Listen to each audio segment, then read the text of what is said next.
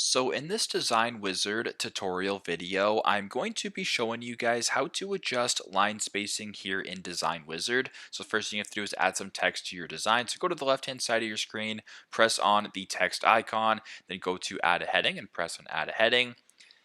Since we want to adjust line spacing, I'm just going to go ahead and type in the words line spacing, just like that to get two lines right there. What I'm also going to do is actually just make this text a little bit larger in size so it's easier for you guys to see. So by default, as you can tell, the line spacing right here looks pretty standard. Now, if you want to make it larger or smaller, it's pretty straightforward. Press on the text, go to this top bar right here to where it says spacing, then press on spacing.